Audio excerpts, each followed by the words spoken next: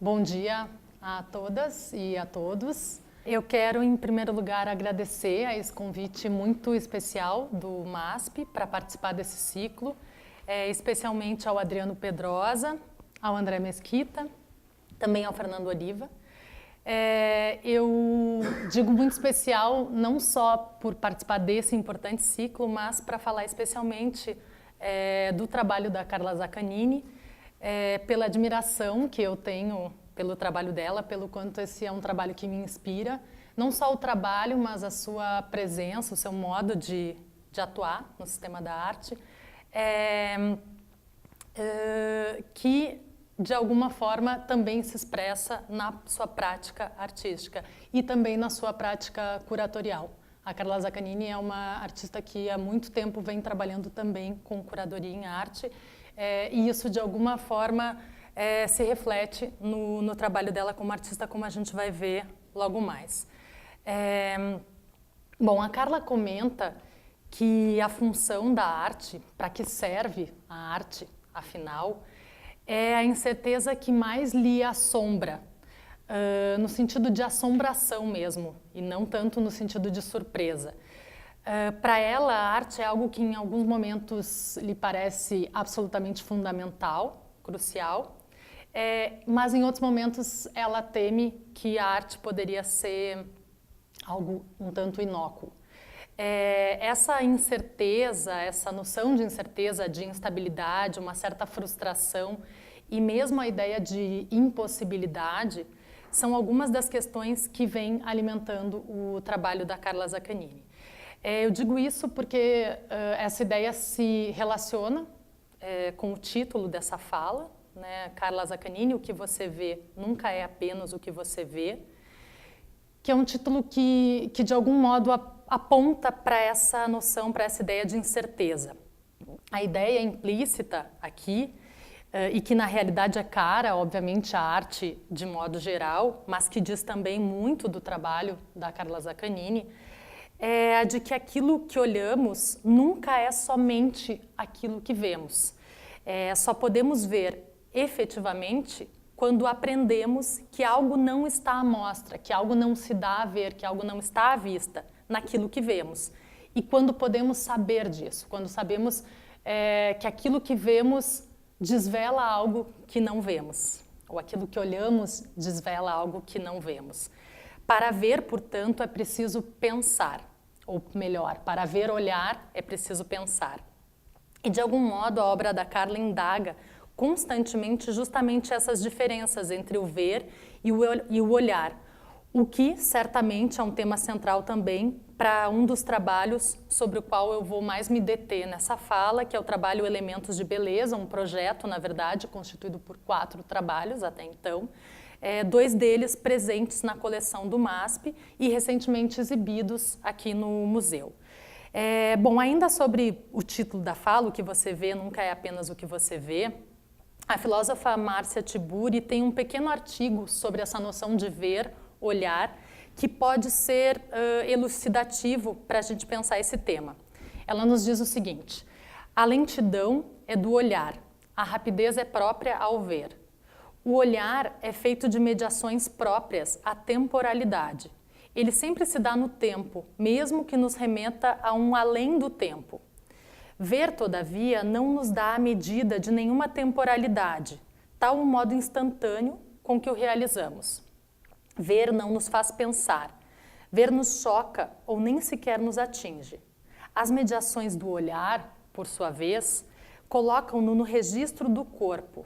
No olhar, ao olhar, vejo algo, mas já vitimado por tudo o que atrapalha minha atenção, retirando-a da espécie sintética do ver e registrando-a num gesto analítico que me faz passear por entre estilhaços e fragmentos a compor em algum momento um todo. Ou seja, quando eu voltar a ver. Quando eu acabo olhando esse todo estilhaçado, fragmentado por todos esses fragmentos que o meu pensar revela. E quando eu, em algum momento, junto esses fragmentos, eu, então, de certa forma, voltaria a ver. Essa consciência aguda de que aquilo que vemos nunca é apenas aquilo que vemos está na origem de muitos trabalhos da Carla. Aquilo que efetivamente olhamos será sempre mediado por nossa experiência, por nossas perguntas, por nossos interesses, pelas nossas curiosidades e indagações, também pelo nosso tempo, pelo tempo que a gente vive, pela nossa cultura, enfim, e pelo nosso corpo, enfim, por aí vai.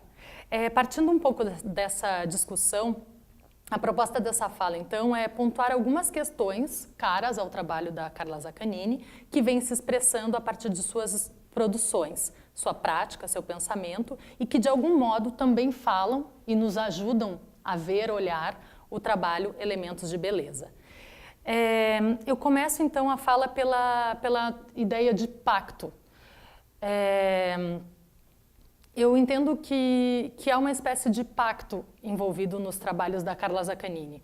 É um acordo, um compromisso selado que diz respeito a compartilhar e também a colaborar.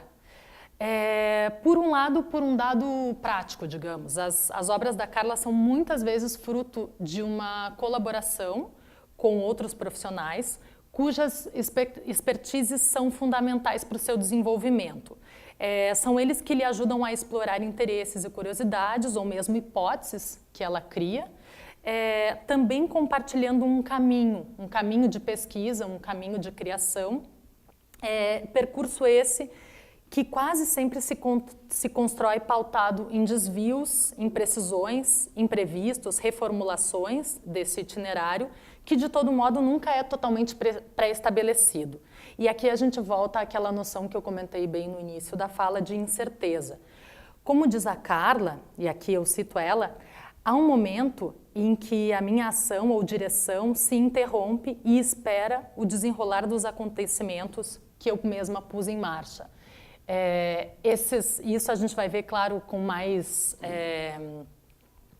nitidez nos trabalhos, mas a partir dessas colaborações que ela estabelece com esses profissionais e dessas hipóteses, indagações que ela põe à prova e põe à discussão junto com esses profissionais, tem um momento em que a coisa parece tomar um rumo próprio.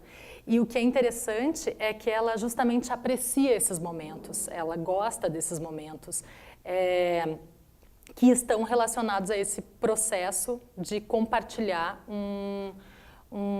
esse momento de criação. Um processo que não deixa de ser um processo também de ver olhar nesse caso com outros profissionais a partir dos seus campos de conhecimento e também dos seus saberes. Isso, como eu disse, a gente vai ver mais detidamente como se dá nos diferentes trabalhos que eu vou aqui comentar. Mas quando eu falo impacto, eu falo não só nesse dado mais prático, digamos, ou pelo menos que parte de um dado prático, que é essa colaboração com outros profissionais, mas eu me refiro também ao momento da própria recepção dos trabalhos. Há uma espécie de aposta nos trabalhos da Carla em uma relação de cumplicidade por parte do público.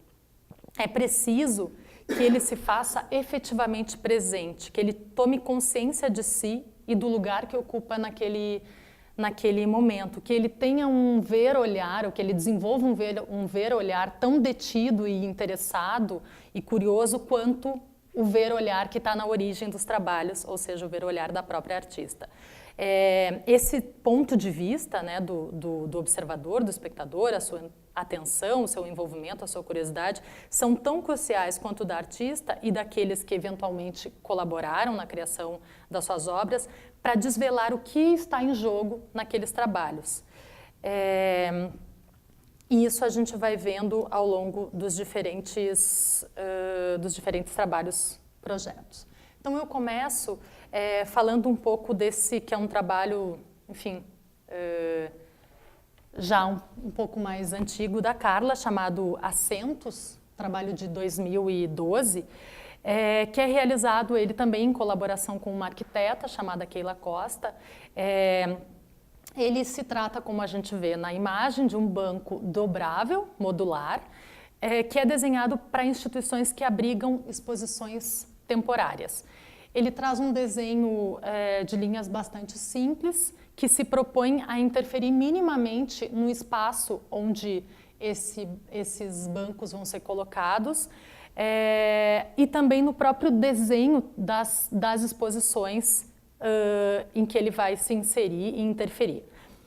A ideia desse trabalho é que ele seja mostrado em exposições coletivas em frente a trabalhos, em frente a obras que, de acordo com a Carla, demandariam ou mereceriam um olhar mais prolongado, mais dilatado no tempo. E daí a necessidade, então, de se sentar e observar aquele trabalho. A ideia, então, é essa, de que esse banco encoraje o espectador, o observador, a se sentar e a desenvolver uma relação mais prolongada com a obra, desenvolver justamente esse olhar ver de que eu tenho falado. O título do trabalho se refere, então, também não só à ideia de assento, né, no sentido de ser esse objeto para se sentar, mas também a possibilidade de acentuar, com o posicionamento dos bancos no contexto da exposição, determinadas obras que necessitariam, demandariam esse olhar num tempo mais dilatado. É uma maneira, portanto, de fazer um comentário, como em um texto, sobre o discurso, sobre a narrativa constituída pela mostra da qual o trabalho participa. Esse trabalho só pode ser adquirido por instituições com espaço expositivo aberto ao público, e os bancos eles podem ter o seu desenho adaptado, mantendo, claro, as suas características essenciais. E aqui aparecem algumas questões que eu comentei inicialmente. Esse pacto expresso no trabalho em colaboração, numa proposta que é fruto justamente de interesses, indagações e curiosidades da artista, que para serem colocados em prática ou colocados à prova, de certa maneira, precisam contar com a expertise dessa profissional, o que certamente faz com que esse caminho, esse percurso criativo se transforme, se modifique.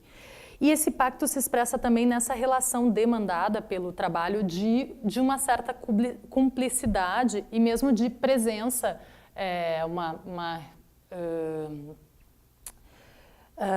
uma reação ativa, uma ação, né, ativa por parte do público. O trabalho justamente convoca essa presença, esse corpo, esse pensamento e os sentidos presentes por parte do observador. Essa disponibilidade, justamente para estar ali, para ficar ali, para permanecer ali um tempo mais e para ver, olhar. E na mesma medida em que essa atenção, envolvimento, curiosidade são convocados em relação às obras acentuadas pela artista por meio dos assentos, essa atenção não deixa de ser requisitada para os próprios assentos, ou seja, para o próprio trabalho da artista, na medida em que esse trabalho está longe de se resumir a esse objeto que a gente vê, mas na realidade, aquilo que a gente experiencia, essa experiência a qual ela nos convida, nos convoca, de ver, olhar.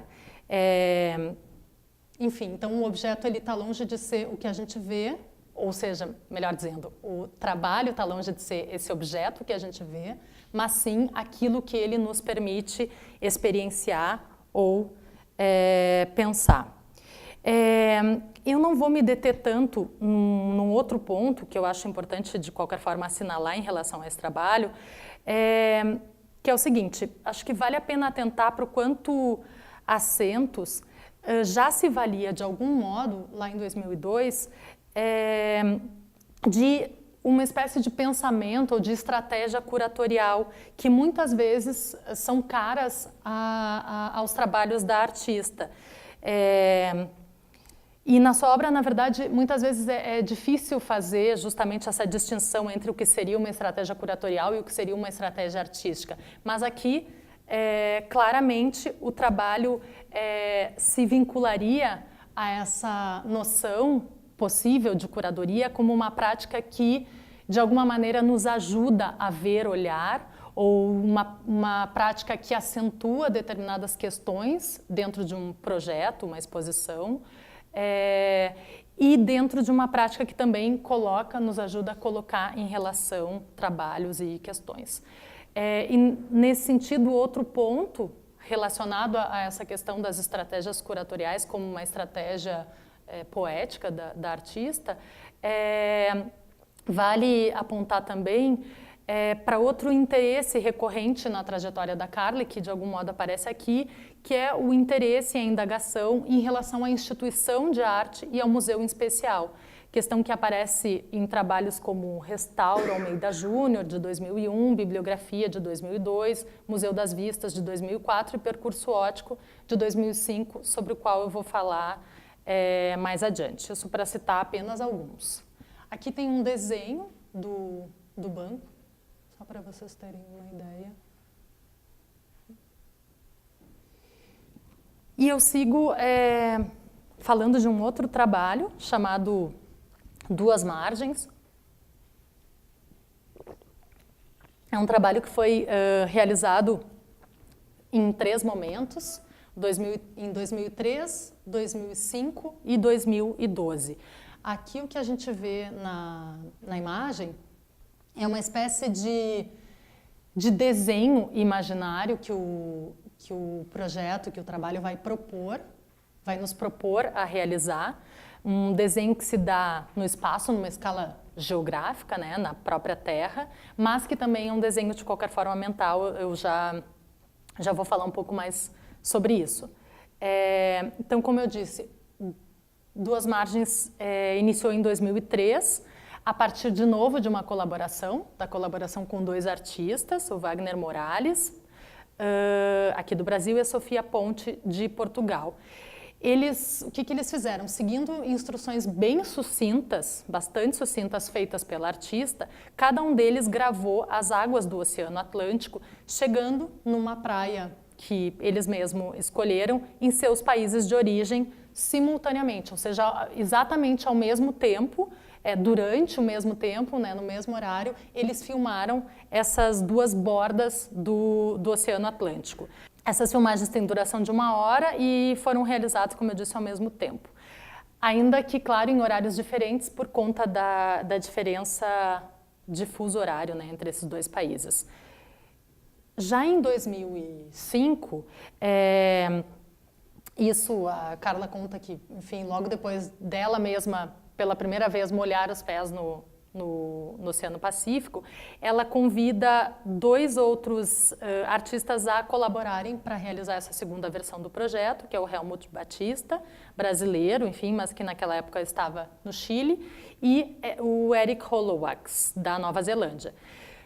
Assim como na primeira versão do trabalho, eles receberam instruções muito sucintas, e a gente nota isso, nota que essas instruções são sucintas justamente pela diferença que a gente vê na forma como eles atenderam, né, a essas instruções, ou seja, enquanto num deles a gente tem um plano absolutamente fechado, mostrando especificamente o que seria a borda ali do mar, no outro a gente tem um plano em que a gente vê a praia, né, no caso da versão do Oceano Atlântico, e aqui no Oceano Pacífico, de certa forma também, a gente tem essa distinção entre as imagens, também evidenciada pela longa distância, né, que separa essas 2 bordas do Oceano Pacífico, no Chile e na Nova Zelândia, e claro, pela distância, pela diferença de fuso horário entre os locais das filmagens.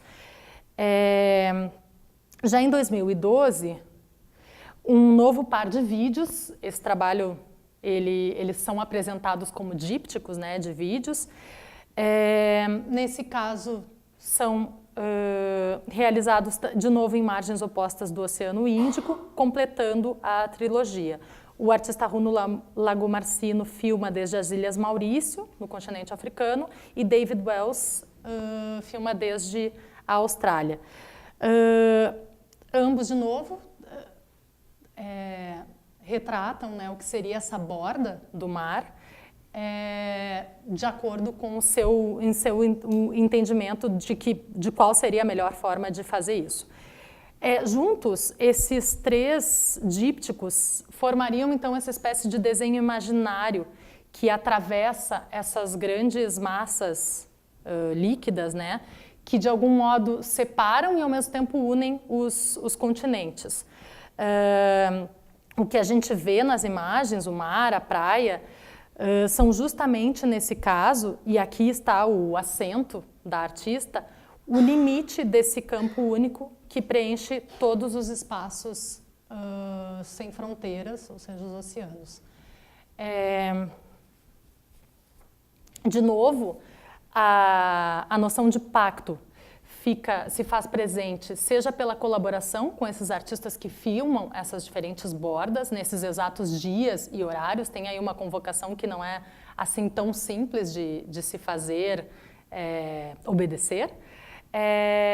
Ou seja, filmam, então, de acordo com a sua leitura do que seria o melhor ângulo, o melhor enquadramento, o melhor plano, etc. Mas essa noção de pacto também aparece pelo dado de presença, que o trabalho novamente convoca em relação ao público, uma presença e consciência de nós mesmos e do lugar que a gente ocupa no mundo, desses espaços que nos separam e nos unem, de onde estamos, daquilo que vemos e dos desenhos que a gente pode fazer a partir da nossa imaginação, dessas diferentes presenças nesse grande lugar que a gente ocupa, que é o planeta Terra. Bem, dando sequência, então,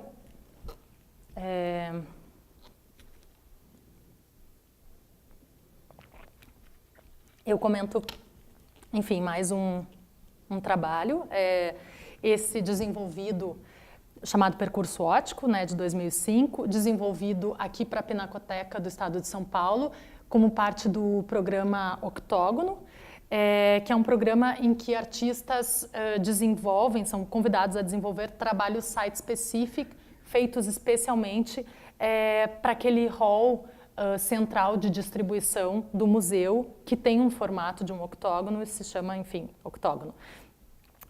Bem, a Pinacoteca, como vocês sabem, é o museu de arte mais antigo aqui da cidade de São Paulo e tem uma coleção de pintura bastante importante do século XIX.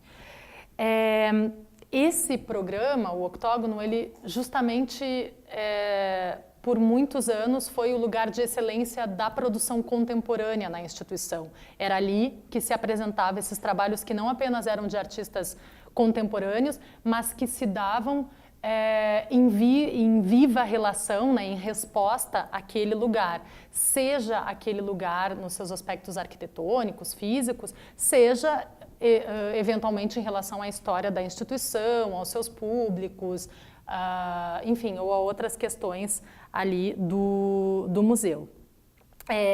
Bom, a intervenção da Carla, ela parte dessa tela que a gente vê na imagem, chamada Saudade, é uma pintura de 1889, do Almeida Júnior, que nos mostra essa mulher junto a uma janela, né, de pé, olhando uma fotografia. E o título da pintura, Saudade, enfim, de alguma maneira nos faz pensar nesse sentimento que ela estaria experimentando ao ver essa fotografia numa espécie de distância que essa imagem aí que ela estaria vendo não conseguiria transpor. Mais uma vez, esse trabalho conta com a colaboração de outro profissional para ser colocado em prática, ou, de certa maneira, ser posto à prova, que é um matemático nesse caso. Por quê? Porque a intervenção que ela faz é o seguinte: ela faz uso da própria arquitetura do prédio, das aberturas que cercam esse hall central, e a gente logo mais vai ver uma imagem, que tem um pé direito duplo, e por meio de um jogo de espelhos que contou com cálculos matemáticos bastante precisos, ela transfere, então, a imagem da tela Saudade para esse hall central, para o octógono. Mais uma vez, então, a gente tem aqui um trabalho que parte, eu vou mostrar um pouco o jogo de espelhos. Esse é o primeiro espelho que está disposto na própria sala da pintura, é o maior espelho, quase do tamanho da própria tela. Esse é o segundo espelho, que aí já está erguido, enfim, já no vão.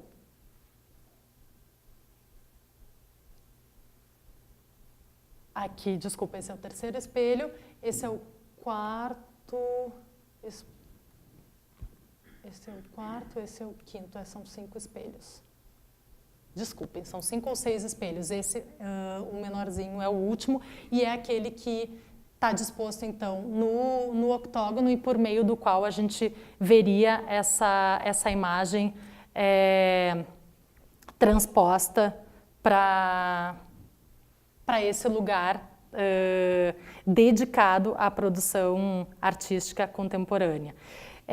Então, como eu ia dizendo, de novo, o trabalho é fruto de um olhar extremamente atento e indagador, que convoca o espectador a adotar uma postura semelhante. Mais uma vez, essa ideia de pacto. Ele exige, sim, uma observação dedicada, disposta a entrar no jogo proposto pela artista, e aqui entra outro elemento recorrente em seu trabalho, que é essa noção de jogo. Para se aproximar de percurso óptico, era necessário uma certa dose de disposição, digamos assim. Não só para encontrar o ângulo certo de visão, para ver olhar a obra da Carla e também a tela Saudade, desde o octógono, já que, como vocês veem ali na imagem, a gente tem essa linha disposta no chão, essa linha preta, que justamente era ali que as pessoas deviam se deslocar para, de acordo com a sua altura, encontrar o ângulo certo para enxergar a obra, a tela Saudade refletida ali naquele último espelho do jogo de espelhos. E claro, quando eu falo dessa disposição, é uma disposição não só nesse sentido de encontrar esse ângulo certo de visão, antes de encontrar o ângulo certo de visão, perceber esse espelho ali no espaço, né, um espelho um tamanho muito diminuto em relação ao tamanho desse hall, perceber aquela linha, se colocar ali, pesquisar, né, o ângulo certo para ver a imagem, e quem sabe chegar a subir as escadas para olhar a tela Saudade efetivamente lá no espaço onde ela estava colocada. E, claro, tem aqui isso que eu estou chamando de disposição ou disponibilidade, também para, por um lado, talvez desvendar a maneira como essa obra é transportada, não só por meio da sua imagem, mas também transportada simbolicamente para esse lugar dedicado à produção contemporânea dentro da instituição, colocando então em relação essa produção contemporânea e as indagações que ela faz sobre o nosso tempo presente em relação com essa coleção histórica presente na instituição. Bem, seguindo então,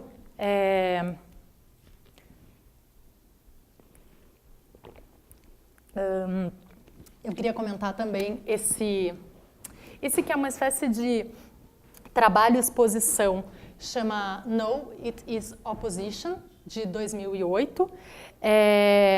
Ele é, na verdade, uma exposição, né, que recebe esse nome, realizada em 2008 na Art Gallery da York University, em Toronto, no Canadá, como parte de uma residência que a artista realizou nessa instituição. Esse título, No, It Is Opposition, ou seja, não é oposição, se trata, na verdade, de um palíndromo, né? Uma frase que a gente pode ler de trás para frente sem alterar o sentido. Então, de trás para frente, a gente lê também No, It Is Opposition.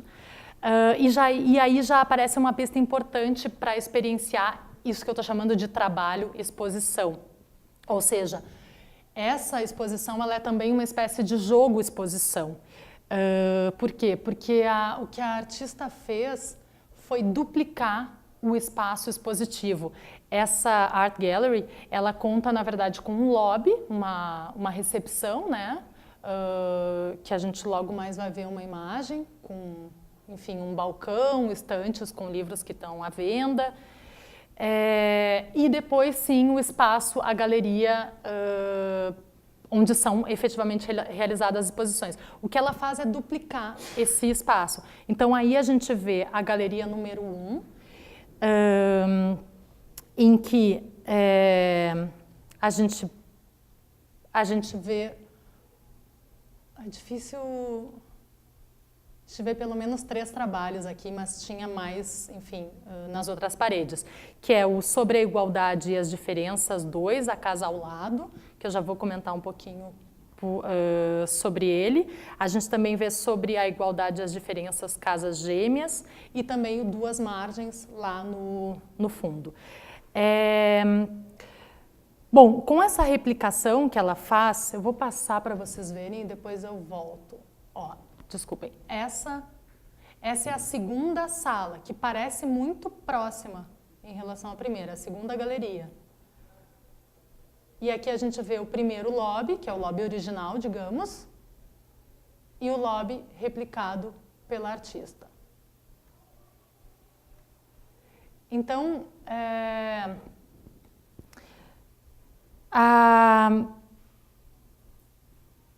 o que a artista faz, né, nessa operação? Por um lado, ela nos obriga, de certa maneira, ao final do primeiro percurso pela exposição, ou seja, ao passar pelo lobby, pela primeira galeria, e ao adentrar de novo a um lobby que é muito parecido, enfim, com aquele primeiro, ela nos obriga a, de certa maneira, refazer o percurso da exposição, então voltar lá no início e começar um pouco a comparar aquilo que a gente está vendo para identificar essas semelhanças e diferenças entre esses diferentes trabalhos. E, claro, desestabiliza a nossa percepção, uma percepção possivelmente mais passiva das coisas, fazendo com que a gente tenha que ativamente nos perguntar sobre aquilo que a gente está vendo. E, enfim, seguir novamente o caminho do nosso olhar e questionar a própria veracidade ou validade daquilo que a gente está vendo. Ela nos faz, então, nos obriga a esse constante ir e vir, ir e voltar, para efetivamente, de modo que a gente possa efetivamente aprender essa exposição. Então, de novo, a gente tem aqui essa convocação a uma presença, a uma atenção, e um convite e também um desafio à percepção. Então, como eu disse para vocês, nessa imagem a gente vê mais nessa parte central esse trabalho de 2006 chamado Sobre a Igualdade e as Diferenças 2, A Casa ao Lado, em que a artista contrata 2 arqueólogas encarregadas de escavar os interiores de 2 casas gêmeas. As 2 estavam destinadas à demolição, localizadas numa rua numa pequena cidade da Bélgica. Os objetos foram, então, escavados, né, entre aspas, por essas 2 arqueólogas e classificados a partir, claro, a partir dos seus saberes, do seu campo de conhecimento, das suas ferramentas usuais. Esses trabalhos foram, então, classificados com base nas suas funções. Então, assim, objetos que têm por função higiene, ou objetos destinados à decoração, arte, objetos de culinária, etc. E também classificados de acordo com a sua localização, e assim foram numerados na sequência em que eles foram encontrados. Foram, portanto, expostos nessa galeria, cada casa em uma primeira casa nessa galeria real, digamos, e a segunda casa na galeria replicada. Segundo a ordem desse sistema de numeração desenvolvido pelas arqueólogas e apresentado também junto aos cadernos de anotações dessas 2 profissionais. O sistema de exibição para esses artefatos escavados foi construído por designers radicados em Toronto. E aí a gente tem, de novo, uma nova colaboração. Então, é um trabalho que se faz a partir de 2 colaborações, com as arqueólogas e com os designers que constroem, então, esse mobiliário expositivo. Então, essa colaboração que a gente vê aqui para a constituição do projeto aparece também, aqui a gente vê, então, a segunda casa. Claro que nessa imagem a gente não tem como, enfim, ver detalhes. Tem uma outra colaboração que aparece em No It Is Opposition, que é a colaboração com outros 2 artistas que apresentam os seus próprios vídeos dentro da exposição. No programa da Art Gallery da York University, até então, nesse momento, se destinava um vídeo ali na recepção, um monitor para apresentar trabalhos em vídeo de diferentes artistas.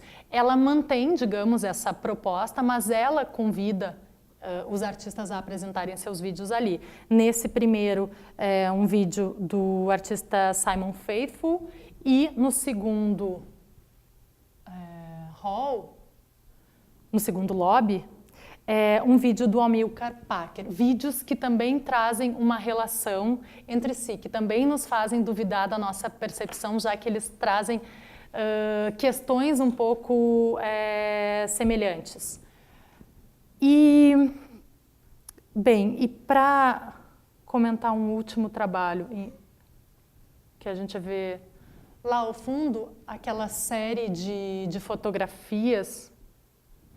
Aqui também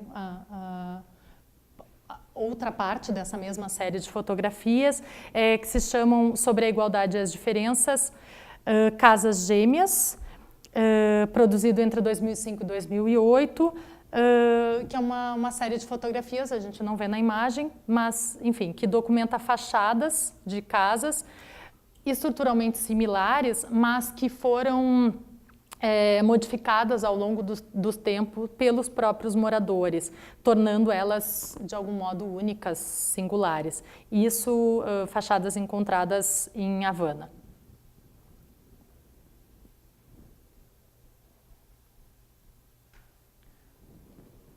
Bem, seguindo,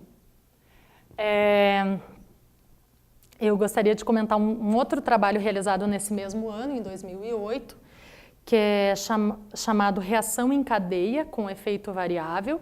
É um trabalho que a Carla desenvolveu originalmente para a 28ª Bienal de São Paulo e que foi apresentado dentro do Parque Ibirapuera e não dentro do pavilhão da Bienal, e que depois foi remontado em León, na Espanha, pelo MUSAC, o Museu de Arte Contemporânea de Castilha e León. Isso em 2010. A gente vê aqui um esboço, né, do projeto, um esboço inicial do projeto, e aqui a gente vê a maneira como ele foi inicialmente construído aqui por ocasião da Bienal. Do que se trata a reação em cadeia com efeito variável?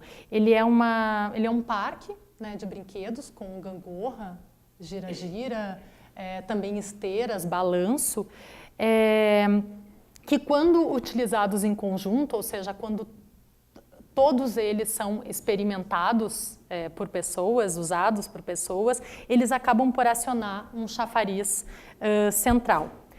Esse trabalho também foi realizado em colaboração, nesse caso com um experto em hidráulica, e que foi alguém absolutamente fundamental para fazer o trabalho funcionar. Aqui, de novo, esse percurso criativo em relação ao trabalho também sofreu uma série de desvios por conta da dificuldade e das próprias incertezas que rondavam a realização do trabalho.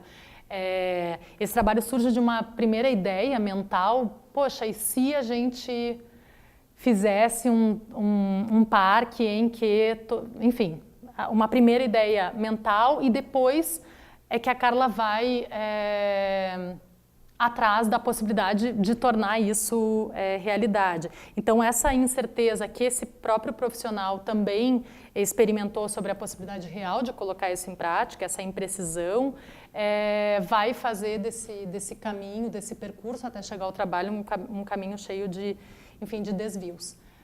Aqui a gente tem uma imagem, então, do que seria esse chafariz acionado, as crianças no gira-gira. Aqui uma imagem, enfim, geral do parque, no Ibirapuera. E aqui a remontagem dele em León, na Espanha. Tem, evidentemente, no trabalho um dado político que a gente, enfim, pode desenvolver, que é essa ideia, né, de uma reação em cadeia com efeito variável, ou seja,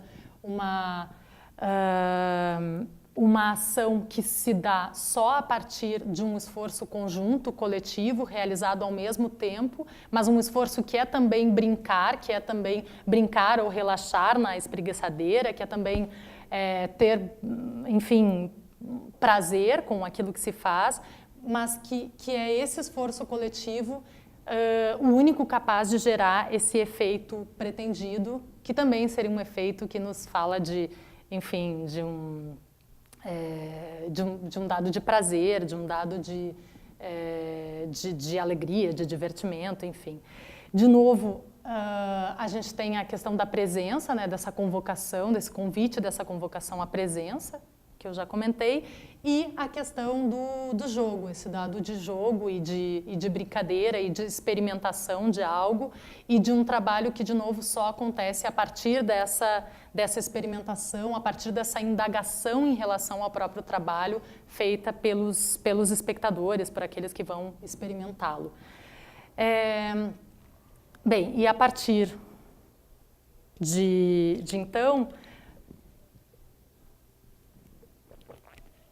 eu passo a comentar, a partir dessas questões, então, que eu venho pontuando nessa fala breve, eu comento, então, especialmente o trabalho Elementos de Beleza, que, como eu disse a vocês, é um trabalho, um projeto que é composto até então por 4 trabalhos, 2 deles presentes aqui na coleção do MASP. É um projeto que se desenvolveu até então, pelo menos entre 2011 e 2015, até onde eu sei é um projeto ainda em aberto, e que se baseia numa pesquisa realizada pela Carla sobre ataques a obras de arte em museus e galerias da Inglaterra, no início do século XX, por mulheres em campanha pelo direito ao voto no país. O que a gente vê na imagem é uma das várias estratégias que essas mulheres que ficaram conhecidas como sufragettes, implementavam. Essas mulheres, elas faziam parte da chamada Women's Social and Political Union, WSPU, ou União Política e Social de Mulheres, que militava, então, pelo direito ao voto por parte das mulheres. Então, uma das variadas estratégias que elas usavam era cunhar em moedas esse chamamento, Votes for Women, votos para as mulheres, que nos remete, claro, a, enfim, 100 anos antes, não, menos, 60 anos antes, inserções em circuitos ideológicos do Cildo Meirelles é de 1970, nos remete, claro, a essa operação de gravar uma mensagem com conteúdo político em algo que é de circulação, um objeto comum de circulação, e devolvê-lo à circulação, estratégia que elas já usavam desde o início do movimento. Outra ação que marcou, outras ações que marcaram o início desse movimento, a partir de 1911, foi quebrar vidraças, em primeiro lugar vidraças de nobres, pessoas vinculadas à nobreza e também à cena política na Inglaterra, então quebrar as vidraças das casas dessas pessoas e, num segundo momento, essa ação de quebrar, que reuniu cerca de 100 pessoas munidas de martelos, bastões, enfim, armas brancas, que ao mesmo tempo, então, quebraram diversas vitrines de lojas da Oxford Street no centro de Londres. Essa foi uma ação que, diferente da presença que essa inserção nas moedas tem, que é uma presença mais silenciosa, que se insere nessas brechas, nessas fissuras do nosso cotidiano. Essa é uma ação que teve, evidentemente, uma um impacto muito grande, porque essa série de vidraças das vitrines foram quebradas ao mesmo tempo por cerca de 100 pessoas, provocando não só, claro, aquele barulho, o estilhaçar das vitrines dentro das lojas e também nas calçadas, a imagem que isso gera, o susto, a apreensão, mas também essas espécies de cicatrizes, digamos, no dia seguinte, nas que a gente consegue ver um pouco nessas imagens, nas vitrines remendadas, né, após esse ataque. Esse movimento, importante dizer que esse movimento pelo voto, pelo direito ao voto, né, por parte das mulheres, ele reuniu também uma série de estratégias ditas legais, digamos. Mas o que interessou a Carla na pesquisa que dá origem a elementos de beleza foi especialmente essas ações em relação a obras de arte, né, e artefatos de interesse e valor histórico em museus da Inglaterra, mas, então, justamente essas ações ilegais, enfim, que na época eram consideradas um crime. E aqui a gente tem algumas dessas mulheres que, enfim, que realizaram essas ações. Essas fotos, outro dado interessante que integra a pesquisa da Carla, é o quanto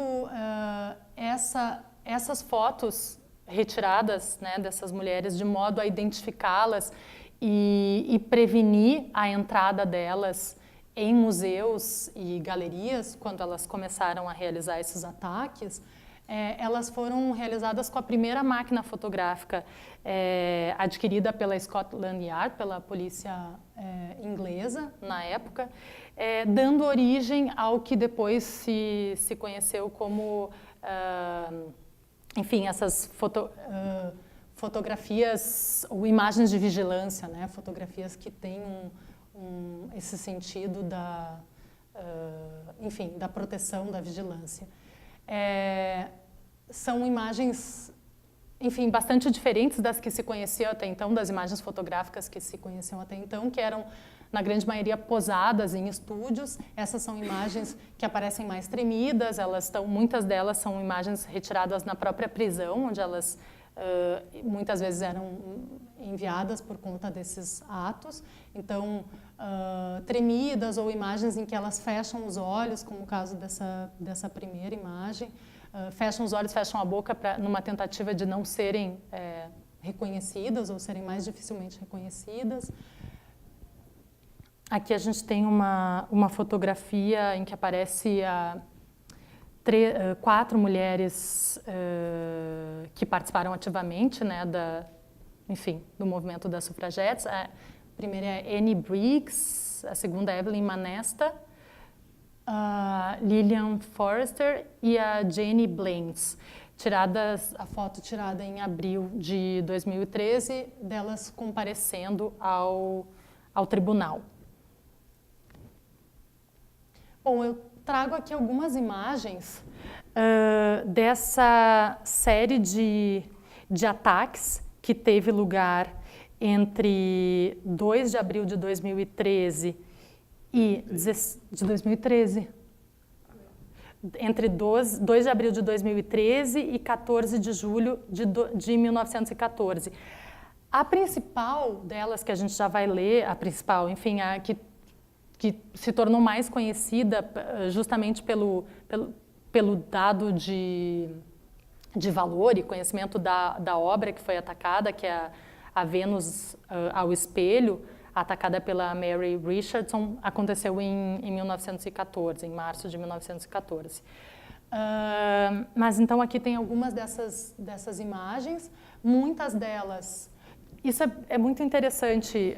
Bom, eu estou contextualizando e depois vou falar dos trabalhos, mas uma das questões que interessavam a Carla, na realidade, quando ela inicia esse projeto, antes de iniciar o projeto, ela estava interessada em pesquisar crimes relacionados à arte. Então, ações que fogem da legalidade e também desse uso ou dessa relação mais esperada com a arte. E aí ela acaba se deparando com esse crime específico enfim, com essa ação específica da Mary Richardson em março de 1914, quando ela desfere uma série de cortes na Vênus ao espelho do Diego de Velázquez. Mas uma das questões que foi interessando ela foi justamente se perguntar, não só pelo dado de consciência de uma visibilidade que elas convocavam ali por meio dos seus atos, seja pela aquela inserção nas moedas, ou seja pela ação na Oxford Street, mas também pelas ações em museus com obras de arte e artefatos valiosos. Então essa noção de visibilidade implícita nessas ações. E também, outra questão que interessa a ela, interessou bastante a esse trabalho, foi se perguntar o porquê da escolha dessas imagens em particular. Por que atacar essas imagens em particular ou esses artefatos em particular? Então, a gente nota nessas imagens que, por um lado, muitas delas retratam mulheres ou associadas, enfim, a figuras mitológicas ou então realizando ações que eram consideradas adequadas, entre aspas, para uma mulher realizar na época, como, enfim, fazer uma oração, ler, tocar um instrumento. Mas também houve casos de figuras de intelectuais, de retratos de intelectuais que também sofreram ataques. Algumas a Carla especialmente identifica uma dificuldade de entender bem exatamente, não entender, mas mesmo de levantar hipóteses sobre o porquê do ataque a determinadas telas, como é o caso dessa que retrataria então uma enchente com esse bebê sendo levado num berço. Aqui outras obras atacadas. E então a Vênus ao espelho, obra do Diego Velázquez, que fazia parte e ainda faz parte da coleção da National Gallery de Londres. Essa foi, como eu disse para vocês, o primeiro ataque, a primeira ação que chamou a atenção da Carla e que tornou talvez o movimento mais conhecido, em que a Mary Richardson vai, então, numa manhã de março, com um cutelo colocado dentro da manga do seu vestido, ela se posiciona em frente da tela, deixa esse cutelo escorregar pela mão, olha a pintura e então desfere esses golpes que inicialmente quebram o vidro e depois fazem cortes profundos na tela. Logo depois que, bom, a Mary Richardson na mesma hora detida pelos seguranças e depois pela polícia, é levada para a prisão. Logo depois ela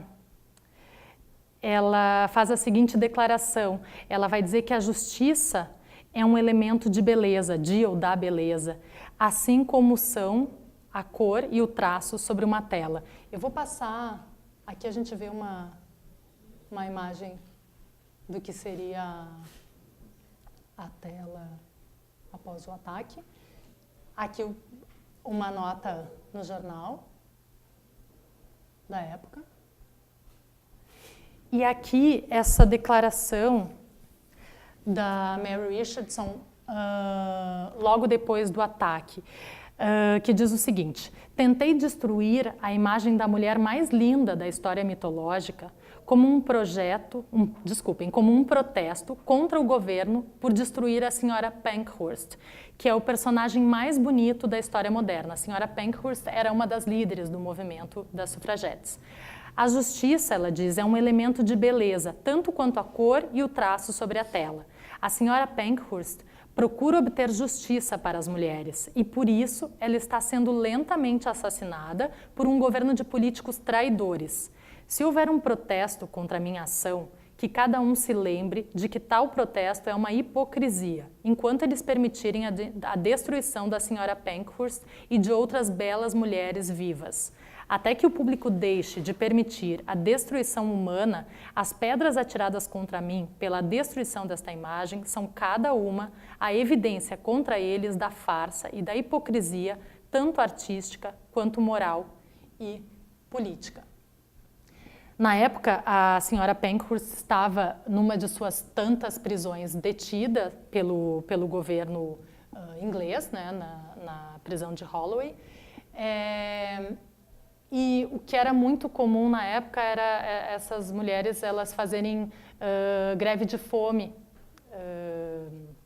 nas prisões, porque aí, enfim, elas se enfraqueceriam e adoeceriam tanto que teriam que ser legalmente mandadas embora até se restabelecerem e poderem voltar para a prisão. Então, elas faziam isso continuadamente, mas o que se fazia era forçá-las a comer. Então, tem inclusive imagens dessas mulheres sendo forçadas a comer, enfim, e passando, obviamente, por uma situação absolutamente degradante.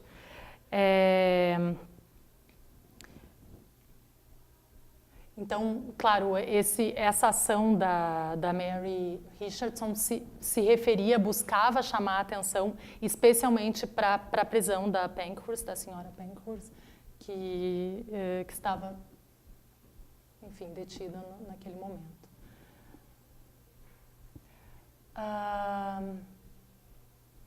Bem, aqui uma das tantas imagens que a Carla reúne em relação às consequências, né, que até o voto ser legalmente admitido para as mulheres, que foi algo que aconteceu só em 1918, e assim mesmo para mulheres acima de 30 anos e que tivessem propriedades em seu nome ou no nome de seu marido, isso só em 1918, ainda assim uma série de repressões e repreensões às ações das sufragetes foram realizadas. Uma delas é o que demonstra nessa nota, né, em consequência da injúria causada em galerias públicas por militantes, pelas sufragistas, enfim, militantes, mulheres sufragistas. Nenhuma mulher será admitida em galerias, exceto com um ticket. Os tickets serão emitidos para todas as pessoas acompanhadas ou recomendadas por alguma pessoa que possa responder pelo seu comportamento e ser responsável por qualquer dano que possa ser causado. Bem, o que agora, falando mais especificamente dos trabalhos realizados pela Carla a partir desse contexto histórico e dessa pesquisa que ela desenvolve sobre isso. O primeiro trabalho desenvolvido é um livro de artista que chama Elements of Beauty, Elementos de Beleza ou da Beleza, mas a tradução ficou Elementos de Beleza, que atenta então para essa declaração da Mary Richardson, em que a Carla apresenta uma série de achados dessa pesquisa, seja notas de jornais, reportagens, notas da própria polícia ou dos próprios museus sobre o que aconteceu, fotos das sufragistas também, e, enfim, uma série de elementos que ela foi recolhendo ao longo da sua pesquisa e que ela nos apresenta junto com um texto de abertura em que ela faz um relato dessas dessas ações, contextualiza essas ações. Então esse é o livro que esteve em exibição aqui no MASP entre final de 2015 e início de 2016, junto com um trabalho que logo mais eu vou comentar. Esse é o segundo trabalho que a Carla faz e que vai estar em exibição aqui no MASP logo mais, em alguma das exposições que estão por abrir. Chama Meu Hieroglifo sobre a Vênus de Velázquez expressará muito para gerações futuras. O que ela faz? Sobre um papel, ela insere esses mesmos cortes na mesma posição que os cortes desvelados pela Mary Richardson lá em 1914 na Vênus do Velázquez. E ela atenta para essa ideia que a própria Mary Richardson diz na época, que é de que o seu... ela entende que o seu hieroglifo, e aí tem um dado, ela chama esses cortes de hieroglifo, então algo que está entre o desenho e a escrita, ou seja, algo que não só... que potencialmente tem algo a dizer, e ela vai afirmar justamente que esse seu hieroglifo expressará muito para as gerações do futuro. Então, tem aí um dado, não só daquilo que eu já comentei sobre esse entendimento, sobre uma forma de visualidade absolutamente impactante e potente, em relação também a esses alvos que elas elegem, mas também uma consciência de um valor histórico daquilo que ela está fazendo, daquilo que ela está promovendo, né? A ideia de que aquilo vai expressar muito para as gerações do futuro. Então, uma vontade de deixar algo, de deixar uma afirmação, de deixar um protesto, de deixar uma reivindicação para essas gerações do futuro. Enfim, eu não cheguei a comentar umas outras das ações que também falam dessa agudeza em relação à identificação de alvos absolutamente estratégicos das sufragetes.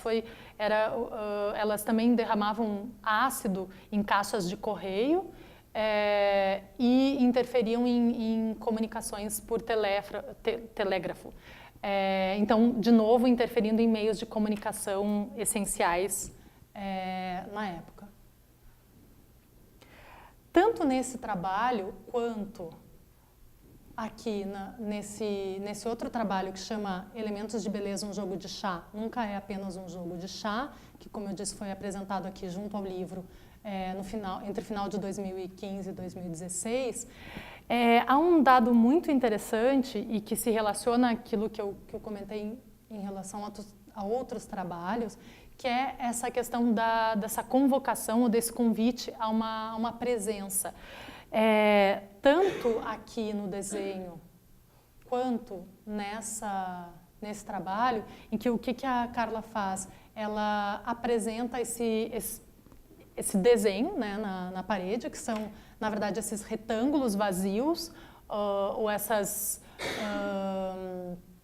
contornos do que seriam agora as 29 pinturas atacadas pelas sufragetes, ali, como eu disse para vocês, entre 1914 e 1915.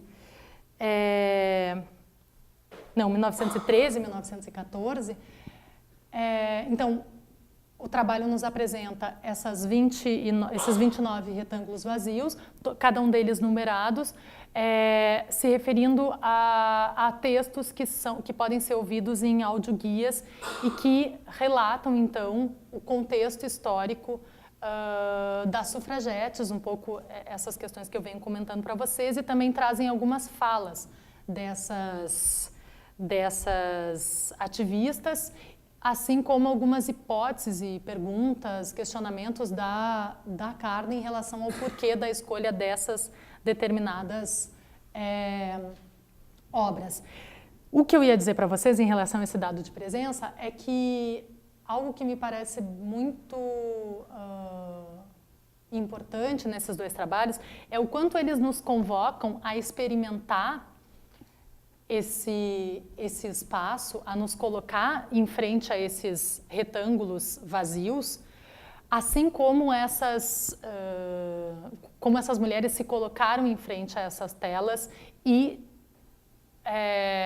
se encorajaram a realizar atos subversivos, né? Enfim, atacar isso que era considerado, ainda é considerado um patrimônio nacional, um tesouro nacional.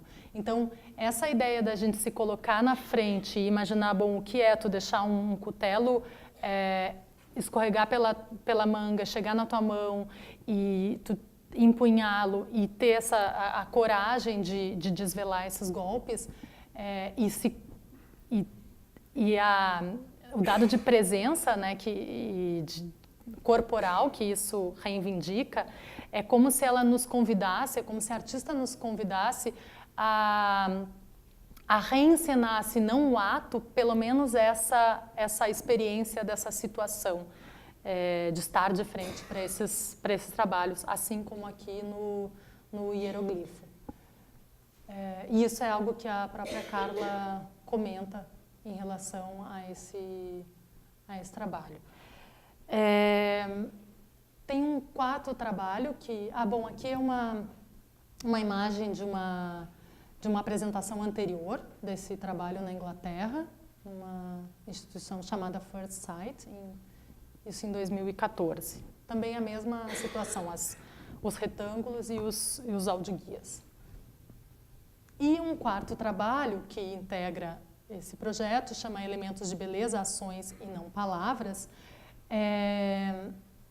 Ações e Não Palavras, que era um dos lemas, um dos lemas das sufragistas, que justamente é um trabalho realizado de novo em colaboração com 2 living historians. Eu não conhecia esse termo, seriam historiadores profissionais, né, historiadores especializados em fazer ou construir objetos de outros momentos históricos. Então, sei lá, um chapéu, sabonetes, meias, objetos mesmo da pré-história até o século XX. Então, ela trabalha com esses 2 living historians, Sally Pointer e Gareth Hillsborough, algo assim, que fizeram as ferramentas que as sufragetes usavam nesses ataques com base nas descrições dos jornais, que eram bastante sucintas.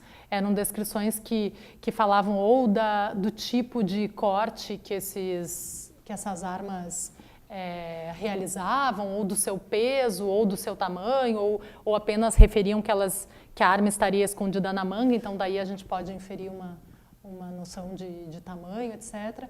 E essas armas, então, são produzidas e apresentadas sobre essa mesa pela artista.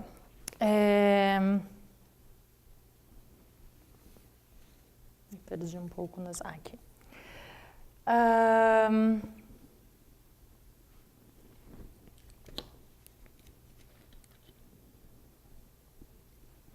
Bem, tem, claro, uma série de questões que a gente pode evocar a partir desse trabalho, desde o quanto ele claramente se endereça a uma situação, né, a um momento histórico e a uma luta histórica e que tem muito reflexo em lutas atuais, em reivindicações atuais, mas também, claro, de alguma maneira ele claramente se endereça e nos revela também, principalmente a partir do livro, né, e dessas falas que a gente escuta nos audioguias, algo desse contexto histórico.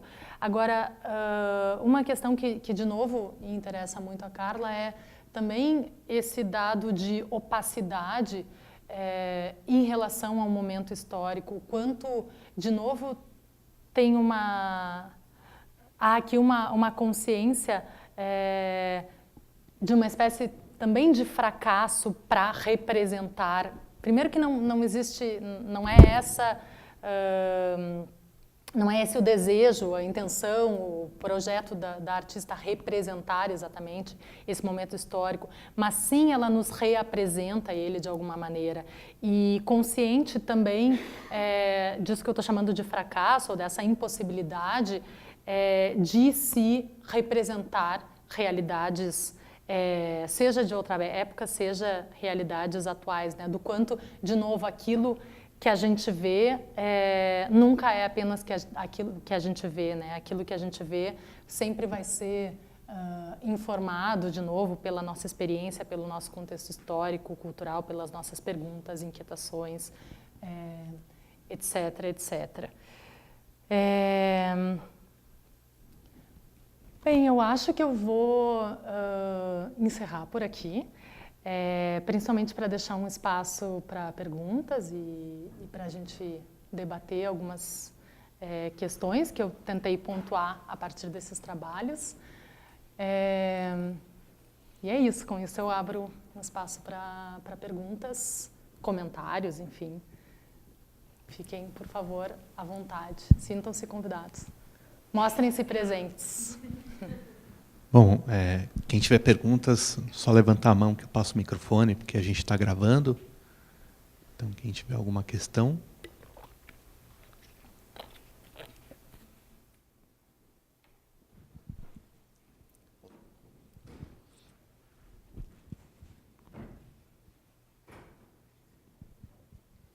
Boa tarde.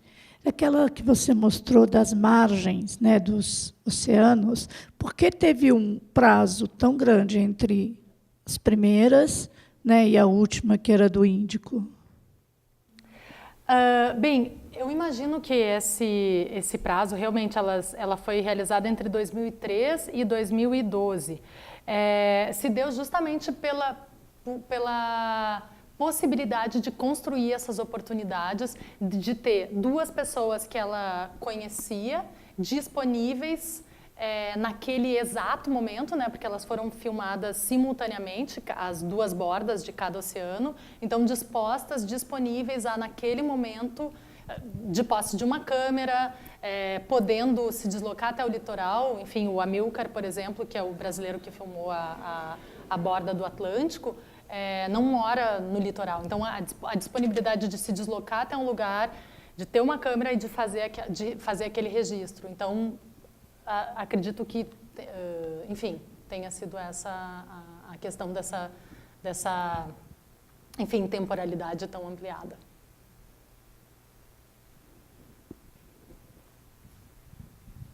Aqui.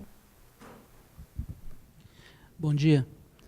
Esse objetivo que ela tem de mostrar não apenas o que se vê, ela deixa isso na liberdade da pessoa, ou ela tem um objetivo, ela quer mostrar algo específico? Entendeu?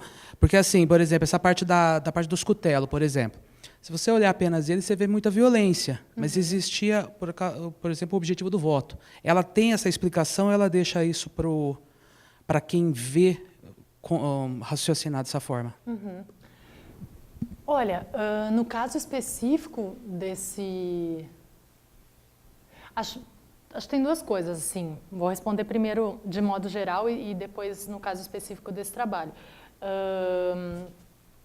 Acho que a Carla tem muita consciência do quanto a leitura de um trabalho, né, e isso está implícito nessa ideia, né, o que você vê nunca é apenas o que você vê, do quanto a leitura de um trabalho vai sempre se construir a partir de uma série de camadas, vamos dizer assim, que se dão desde aquilo que a gente efetivamente olha, as relações que a gente pode fazer entre aquilo e a nossa experiência de vida, e enfim, o nosso contexto histórico, cultural, as nossas perguntas, inquietações do momento, ou mesmo o momento específico, o dia em particular que a gente está vendo aquele trabalho, etc, etc. Então, acho que ela tem bastante consciência disso e sempre vi a Carla muito curiosa e mesmo alimentada, inspirada pelas leituras variadas que se pode fazer em relação ao seu trabalho, por essas relações diferentes que as pessoas podem construir em relação ao seu trabalho. Agora, no caso do Elementos de Beleza, como ele é um projeto constituído, então, até então, por esses 4 trabalhos, sendo o primeiro deles justamente um livro que nos traz, na abertura desse livro, um relato bastante cuidadoso e com muitas informações sobre esse contexto histórico, explicando as ações dessas mulheres, exemplificando algumas delas, etc., etc. Como o trabalho é constituído, então, também de texto, né, e de imagens, ou seja, de algo que é um produto de uma pesquisa. Ela, inclusive, conta com uma assistente para fazer essa pesquisa, então tem aí outra colaboração envolvida. Eu imagino que, nesse caso, sim, haja uma ideia. É evidente que o trabalho se refere à violência, né? E quando a gente fala... Quando o título do trabalho toma esse lema, um dos lemas das sufragetes, ações e não palavras, bom, são ações que sim envolvem violência, muita violência, assim, enfim, não é contra pessoas, mas é contra, como eu disse para vocês, objetos, obras que eram consideradas patrimônio nacional, tesouro nacional, obras dedicadas... obras destinadas à admiração das pessoas, né? Ao deleite, enfim, a uma relação de contemplação, de prazer estético, etc. Então, claro que há um elemento de violência evidente no trabalho, mas sim, acho que ela, de algum modo, espera que a leitura do trabalho esteja relacionada, assim, a esse contexto histórico. Pelo tanto de discursividade que o trabalho como um todo traz também. Discursividade, pesquisa, etc. Não sei se eu te respondi.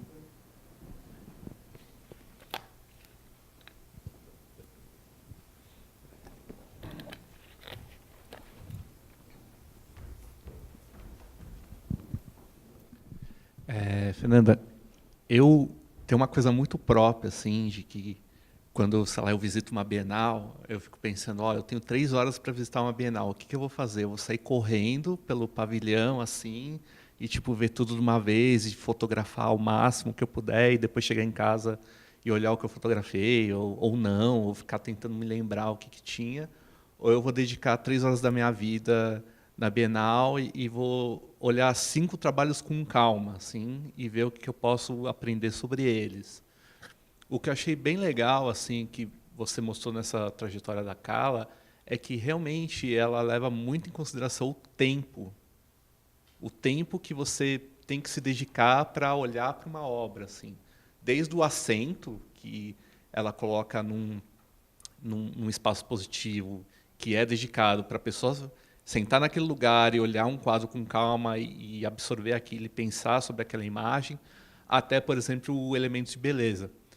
A primeira vez que eu vi esse trabalho, Elementos de Beleza, foi numa exposição no Reina Sofia que chamava Um Saber Realmente Útil, que é de essa exposição era da curadoria de um coletivo croata, né, a VKV, que é formado por mulheres, são 4 curadoras mulheres, e era uma exposição baseada em um princípio, uma ideia dos trabalhadores ingleses no final do século XIX, de que o saber que se compartilhava não era somente um saber da escola, pedagógico, mas que, enfim, nos espaços de trabalho ou do uso que se fazia a partir da imagem ou da arte, se compartilhava uma espécie de um saber, né, para pensar a vida cotidiana.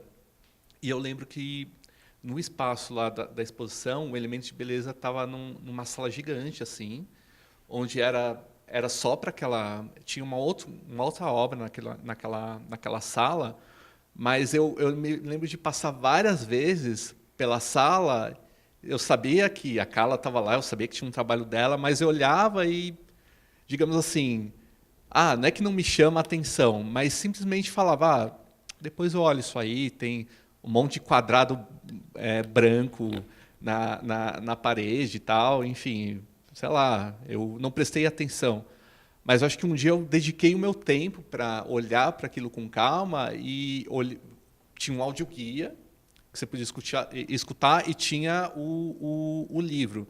Então, eu acho que tem um trabalho assim de olhar para aquilo e se dedicar que demanda muito do público, assim, de você realmente precisa dedicar um tempo para tentar absorver, entender o que a artista está passando. E eu acho que em vários dos trabalhos que você mostrou tem a ver com isso, né? Desde aquele da Pinacoteca, por exemplo, você tem que seguir pistas que a artista coloca, assim, e para você entender o contexto inteiro. Então, eu acho que essa questão do tempo, assim, que você colocou, se você quiser comentar, acho que é fundamental, assim, né?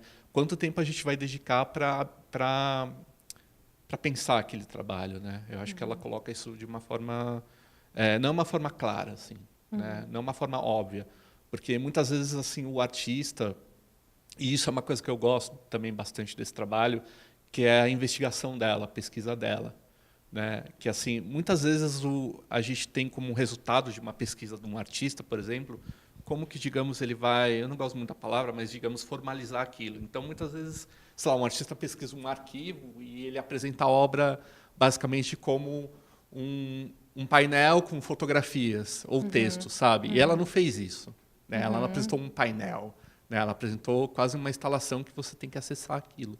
Então, tem, acho que esse tempo de olhar a obra que é interessante, que eu queria que você comentasse. E a outra coisa uma outra pergunta que eu acho que é legal saber, você falou que ela teve uma assistente, né, para fazer esse trabalho. Eu acho que são, talvez, histórias que são super conhecidas, são bem mais conhecidas. Você sabe se ela pesquisou em algum arquivo específico? Qual foi o processo de investigação dela? Assim, você tem alguma informação disso? Obrigado. Bem, começando pela primeira pergunta sobre essa convocação, né, a uma recepção mais dilatada no tempo, mais disposta, mais disponível. Acho que tu tem toda a razão, André. Acho que isso é um dado muito presente em muitos trabalhos da Carla. Por um lado, porque são trabalhos que, talvez por essa própria maneira de se constituírem por meio dessas colaborações, ou seja, dessa série de conversas, experimentações, indagações, idas e vindas, tentativas, erros, etc., são projetos muitos deles muito complexos no seu fazer, fruto de muita pesquisa, e de algum modo, alguns deles chegam mesmo a revelar parte desse processo. Alguns, não, acho que até não muitos, mas de qualquer modo são projetos que partem de uma complexidade grande na sua constituição, e sim, acho que para se relacionar com eles, talvez de forma, enfim, mais rica, ou mais ampla, ou mais profunda mesmo, faz sentido a gente correr atrás dessas diferentes camadas que constituem esse processo de pesquisa da artista. É um pouco assim um esforço que acho que faz sentido a gente fazer, e acho que ele é um esforço recompensado, de tentar olhar para onde a artista olhava, ou seja, quais eram as perguntas que, enfim, cruciais na origem daquele trabalho, quais eram as inquietações, quais foram as estratégias de pergunta, de pesquisa. Então, para onde a artista olhava e como ela olhava, né? De novo, essa ideia do olhar e do ver olhar. Também acho que tem uma outra questão que, quando tu comentou dessa tua experiência com elementos de beleza, eu lembrei que a Carla também fala da relação que o trabalho dela tem com a literatura e do quanto, muitas vezes ela, de certa forma, enfim, quase que inveja a literatura. Posso estar botando sentimentos no coração da Carla, pode ser que não seja exatamente uma inveja, mas do quanto talvez, pelo menos, ela admire essa capacidade da literatura de fazer com que nós, leitores,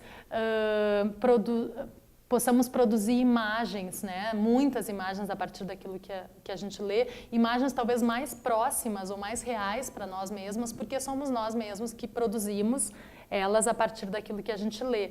E esse dado de literatura está presente, eu acho, em alguns trabalhos, especialmente no Elementos de Beleza. Um jogo de chá nunca é apenas um jogo de chá. Justamente por esse dado, claro, a gente tem os audioguias que nos contextualizam, que nos trazem referências sobre aquele momento histórico e questionamentos da própria artista sobre aquilo, mas a gente tem também aquelas telas em brancos ou aqueles desenhos, né, com imagens que não se dão a ver, e a gente está ali também, enfim, a gente pode também se dispor a imaginar de novo, essas telas nas suas dimensões, esse lugar e essas ações às quais se voltavam as sufragetes naquele momento. Então, acho que as obras têm um dado assim de isca, né? Acho que elas jogam iscas. Por exemplo, sim, talvez à primeira vista tu olhe o Elemento de Beleza, um jogo de chá nunca é apenas um jogo de chá, e imagine que, finalmente, o que tu está vendo é só apenas aquilo que tu está vendo, que são aqueles retângulos sem nada. Mas pode ser que, bom, tu te dê ao trabalho de escutar um audioguia ou olhar ali o livro ou ler uma etiqueta que contextualiza um pouquinho mais o trabalho, ouvir numa palestra sobre o trabalho do artista e ir desvendando, né, essas outras camadas que essa primeira isca pode te convidar a desvendar. Quanto ao trabalho de pesquisa de elementos de beleza, ele foi feito no contexto de pelo menos iniciado, né, no contexto de uma residência. E eu não tenho muita informação assim sobre isso, mas até onde eu sei ele foi realizado em diferentes arquivos com diferentes fontes, porque, como eu disse, ela reuniu tanto recortes de jornais, quanto recortes de publicações da época das próprias sufragetes, quanto notas das instituições, as fotos das mulheres. Então tem elementos ali de diferentes fontes. Então eu imagino que tenha sido uma pesquisa que sim se valeu de diferentes arquivos, mas eu não tenho muita informação sobre isso. Oi, Fernanda, bom dia. Meu nome é Ana Paula. Eu particularmente não conhecia a artista, acho que foi interessante de aprofundar nisso. Mas o que me chamou a atenção foi que ela volta muito para o coletivo, como você mesmo comentou, na maioria das obras. Eu queria saber se ela teve alguma influência, né, algum outro artista que teve essa base, que trouxe essa... Acho que ela envolve no movimento contemporâneo, né? E quais foram as fontes que ela bebeu para chegar nessa visão, apesar de ter as sufragistas, esses movimentos, para ela reunir em todas essas obras? Só um comentário. Obrigada. Olha, Ana Paula, tá aí uma boa pergunta. Para te ser muito franca, o que eu te diria é que talvez, eu não sei te precisar quais seriam as principais referências, né? Quais seriam os principais artistas para quem a Carla tem olhado, né? Enfim, e que tem inspirado ela. Eu te diria assim, que eu acho que certamente a literatura, para além das artes visuais, é um campo que a inspira muito e que acho que traz muitos elementos para o trabalho dela.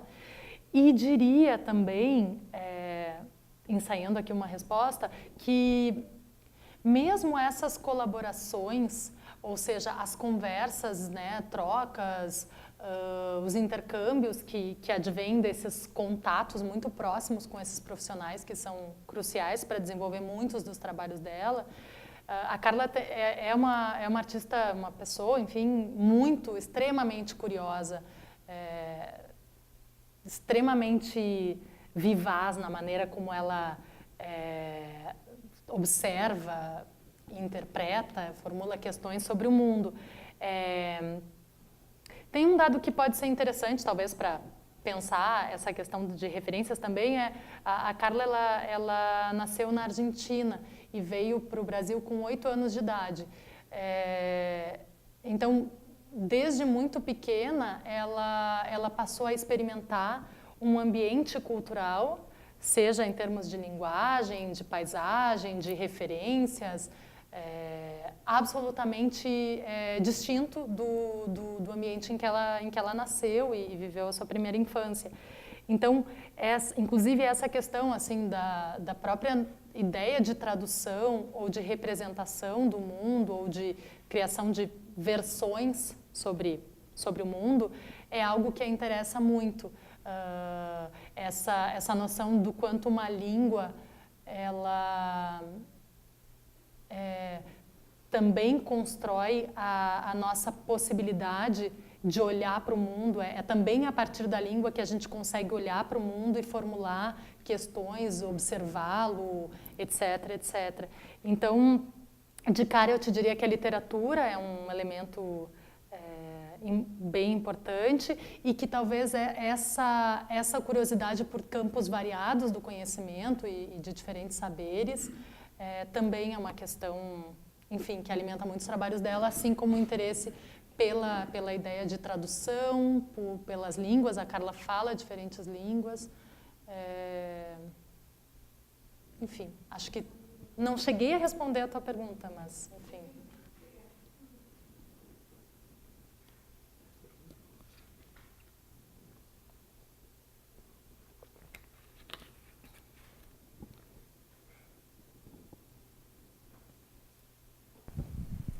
Bom dia, meu nome é Alex, né?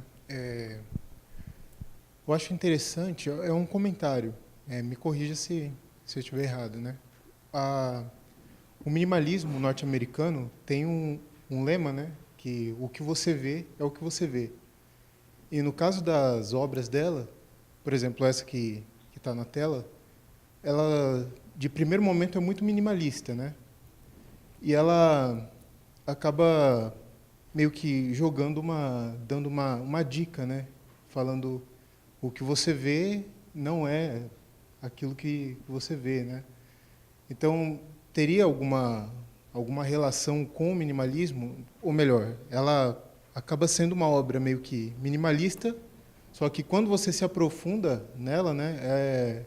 Esse minimalismo meio que se perde e você percebe que não é aquilo. Teria alguma referência, alguma ligação? Olha, sim, tem essa frase célebre, né, que é what you see is what you get, que você vê o que você toma, o que você tem, enfim. E, na verdade, enfim, algumas importantes reflexões sobre o minimalismo dão conta justamente de questionar essa afirmação e de dizer não, o que você vê não é só o que você toma para si.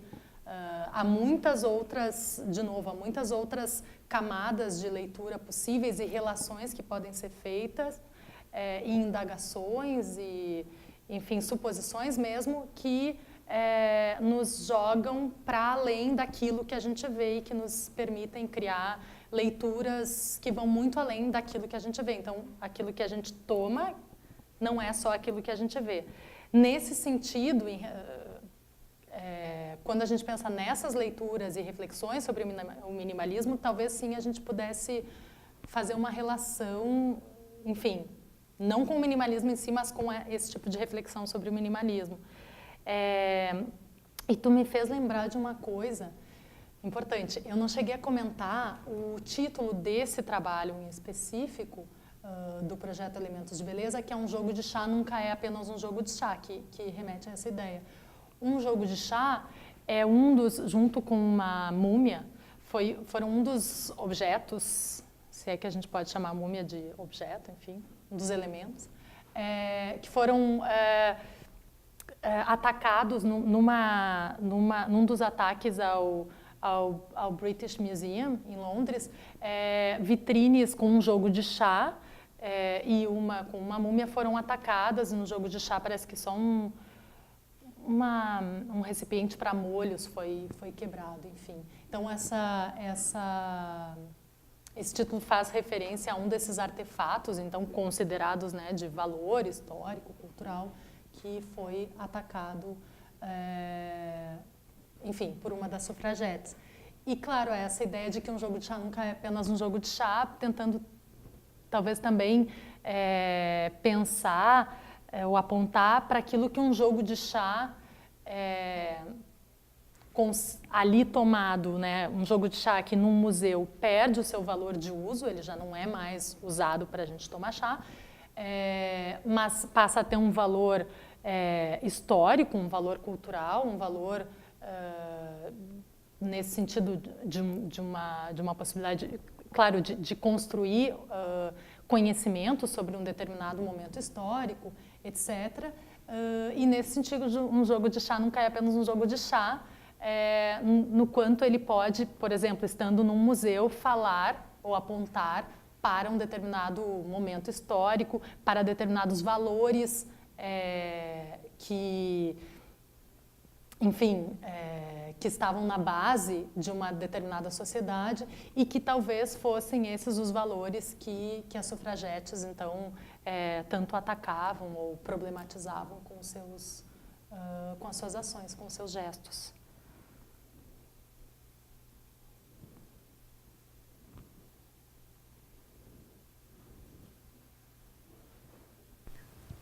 Boa tarde, Natália. Você começou a palestra falando sobre uma certa contradição que a artista vê, de função da arte, porque às vezes a arte parece, digamos, a maior coisa do mundo e às vezes parece pequena, com menos importância. E eu percebi nas obras, especialmente na Elementos de Beleza, duas contradições. Uma sobre o minimalismo, e sobre o minimalismo, pelo menos a maneira como a gente vê hoje, algo que voltou à grande valorização, que você minimiza a forma para valorizar o conteúdo, maximizar o conteúdo. Então, uma roupa básica é uma roupa que serve para mais ocasiões. Uma frase simples é uma frase que permite um número maior de interpretações. Uma obra com menos elementos visuais é uma obra que talvez possa ser vista e sobre a qual o público possa imaginar mais.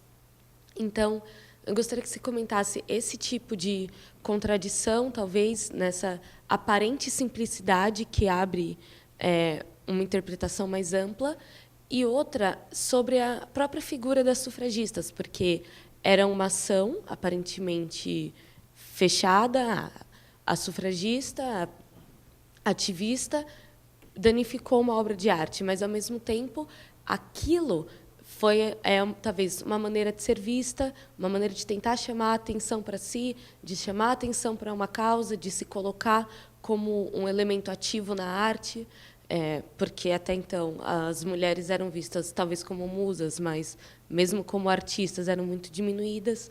Então, se você pudesse comentar essas duas contradições da forma da arte e da ação desse objeto que ela estudou, das sufragistas. Eu não sei se eu entendi tanto a contradição da forma. É aquela ideia de que, com menos elementos, uma obra, mesmo tendo poucos elementos, digamos, visuais, poderia... ter mais interpretações, Tá. Justamente por não parecer completa. Uhum. Bom, eu diria que essa primeira questão talvez tenha a ver com aquilo que eu comentei antes, que é esse dado de literatura, no sentido do quanto, por exemplo, um texto que não nos apresenta, não nos dá a ver nenhuma imagem, ele pode ser extremamente potente no sentido de nos inspirar, nos convocar a criar imagens que são nossas, que refletem algo daquilo que o autor diz, mas que em última medida, são nossas. Então, imagens com as quais a gente pode ter muita intimidade e proximidade, justamente porque somos nós que as criamos. Então, nesse sentido, talvez sim, alguns trabalhos com menos elementos visuais deem mais espaço a aquilo que a gente projeta nesse trabalho, né, em termos de leitura ou em termos de imagens. Aqui, no Elementos de Beleza, no Jogo de Chá, não que é apenas um jogo de chá, há isso num certo sentido, mas há também aquilo que eu comentei antes, a partir de outra pergunta, que é toda a informação que a gente tem nos audioguias. Claro, quando a gente se dispõe a experimentar o trabalho como ele está colocado, o trabalho é feito dessas 29 imagens mais as informações do audioguia, e isso, claro, vai nos levar a imaginar outras coisas e a se projetar em outra situação muito mais específica do que se a gente simplesmente olhar esses retângulos vazios, né, na parede. Quanto à segunda questão, o segundo ponto, Natália, né? Que bom que tu levantou isso, porque ele fala de algo que é muito caro a esse trabalho, que é justamente essa contradição mesmo que tu identifica de, bom,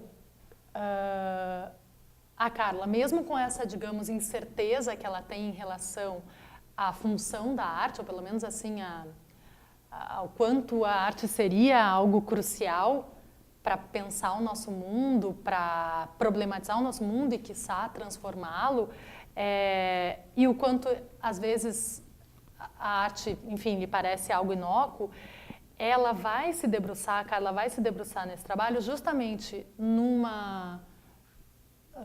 contexto em que uma série de mulheres deposita, ao mesmo tempo em que ataca essas obras, deposita a elas muito valor. Porque elas sabem, e elas expressam isso nos seus depoimentos, nas suas declarações. Elas sabem que atacando aquilo que é considerado a mulher mais linda da história mitológica, desfigurando, digamos, essa mulher, elas sabem que justamente com esse dado de violência, de desfiguração, elas vão chamar a atenção para a importância da mulher e para a centralidade do papel que a mulher também tinha que ter na sociedade ao lado do homem.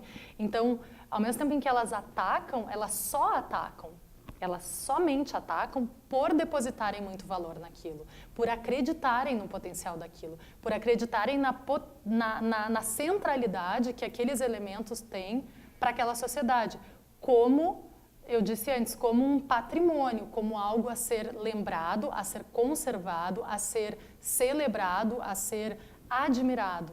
Então, tem mesmo uma contradição aí, e é dessa contradição que elas se valem. E eu diria que talvez uma das questões por trás do interesse da Carla nesse trabalho seja justamente esse dado de crença no potencial da arte e daquele contexto em que a arte está colocada, né, dos museus. Então, que é justamente essa crença em relação à qual ela apresenta uma certa ambiguidade, ou pelo menos suspeita. Mas, no fundo, aparentemente, ela escolhe por exaltar a arte, pela importância da arte mesmo. A Carla, tu diz? Eu diria que, ao seguir atuando como artista,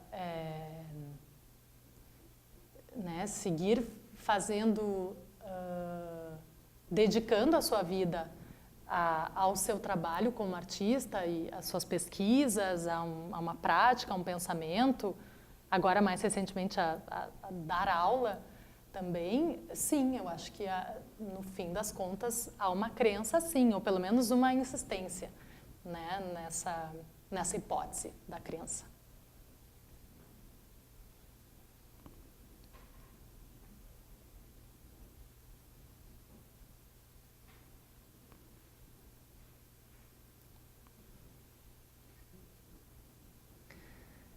Bem, mais alguma questão, comentário? Bom, eu vou fechar então essa conversa de hoje.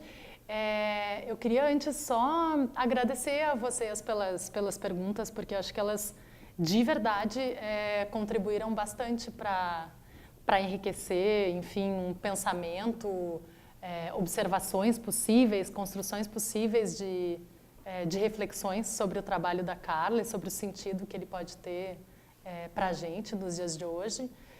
Então, obrigada mesmo pela presença efetivamente presente de vocês. E, de novo, agradecer a esse convite muito especial do MASP. Obrigada, André.